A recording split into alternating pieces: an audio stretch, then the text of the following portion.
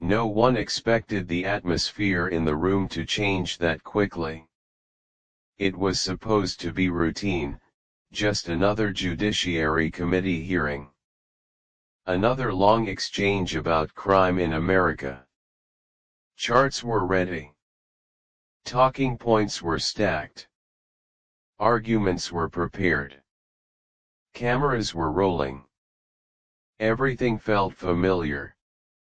Until Jasmine Crockett leaned forward and everything shifted. Across the aisle, Republican lawmakers were presenting their case. Their message was strong and direct. Crime, they argued, was spiraling out of control. Cities were collapsing. Soft policies were destroying communities. America, they claimed, was becoming less safe. It sounded powerful. It sounded alarming. But one question lingered beneath the surface: was it true Crockett didn't interrupt? She didn't raise her voice. She simply waited. And when she finally spoke, her tone wasn't emotional. It was precise, controlled, almost surgical. She began with a simple question. If we're going to talk about crime, she said calmly, can we talk about facts? Suddenly, people in the room looked up from their papers.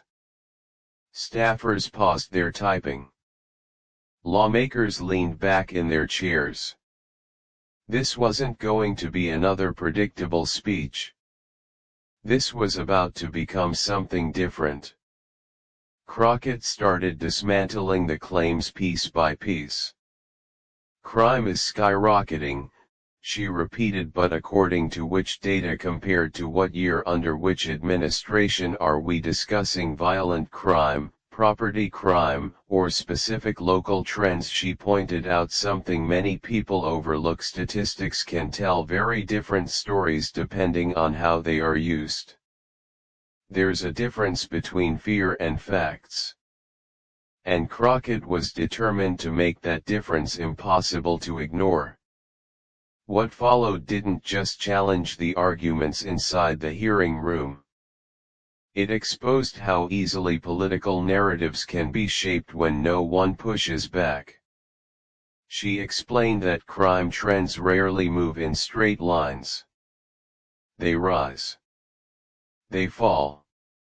And they often depend on local conditions rather than national politics. But the narrative dominating the hearing was simple, maybe too simple.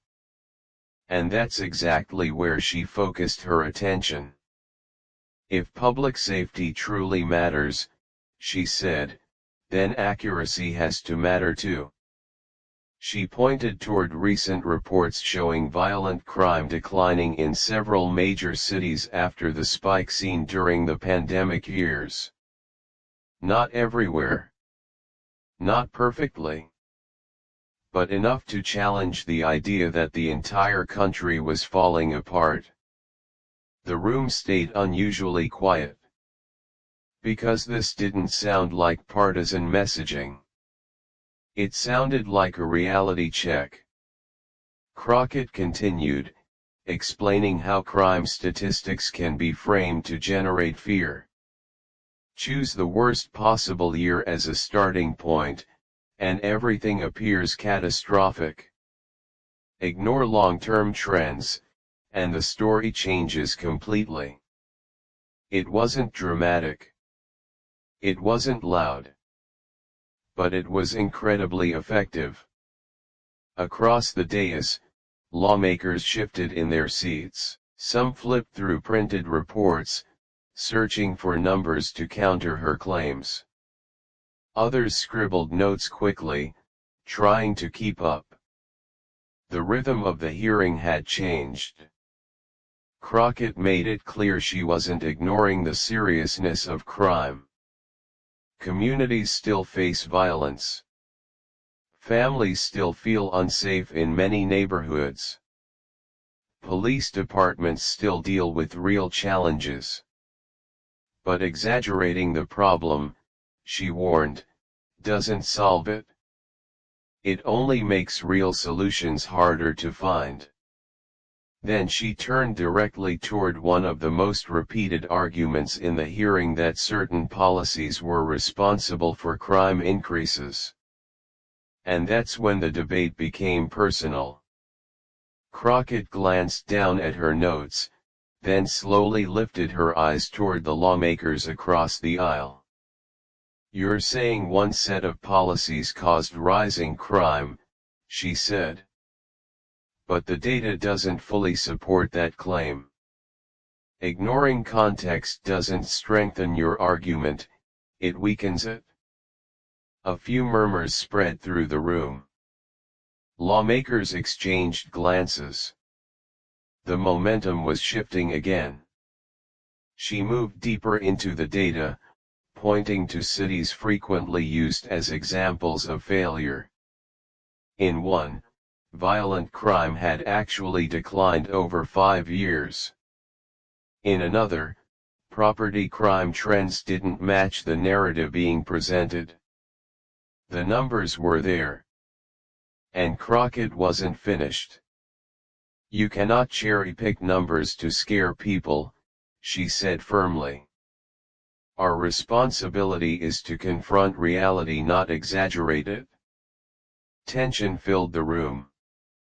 Some lawmakers attempted to respond, citing different reports.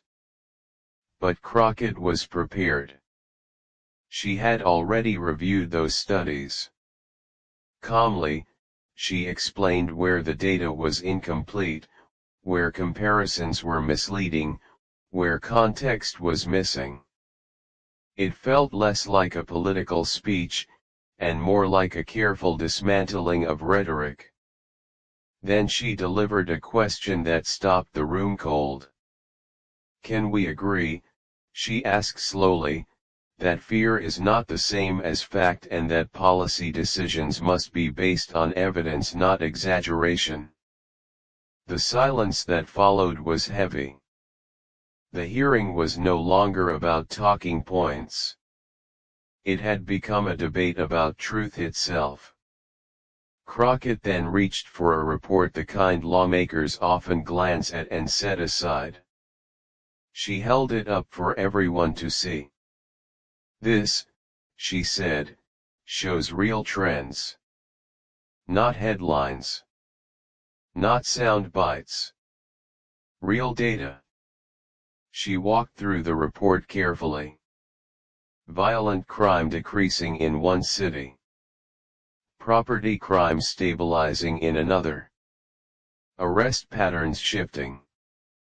Community programs showing measurable results. Piece by piece, the puzzle began to look very different from the narrative presented earlier. Some tried to interrupt. Others tried to redirect the conversation. But Crockett's timing was precise. Every point landed before anyone could derail it. Then came the moment that sealed the exchange.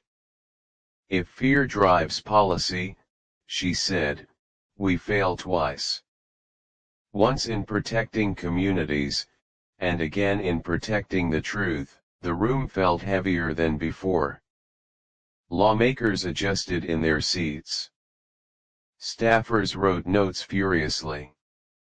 Cameras continued recording, capturing a moment that viewers at home could feel through their screens. This wasn't just about crime statistics anymore. It was about accountability. Crockett outlined the consequences of ignoring facts: misdirected resources, failed policies, and vulnerable communities left behind. Each statement landed with quiet force. There was no anger in her delivery. Only clarity. By the time she finished, the hearing had transformed. The narrative had shifted. As the session neared its conclusion, the atmosphere felt completely different from where it began. Crockett had exposed a pattern: fear being used as a political tool, narratives designed to provoke emotion rather than reflect reality. Her closing message was simple, but powerful.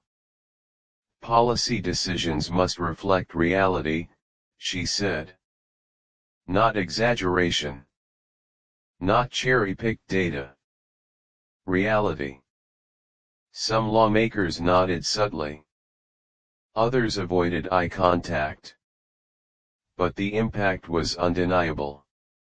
She ended with one final reminder. If we want safer communities, we have to confront facts honestly. Anything less is a disservice to the people we serve. The room remained quiet. Pens scratched against paper. Cameras kept rolling. But the message had already landed. Crockett hadn't just challenged crime claims that day. She reminded everyone watching that courage doesn't always shout. Sometimes, it speaks calmly, clearly, and refuses to let truth be ignored. And by the end of that hearing, one thing was certain: the conversation had changed.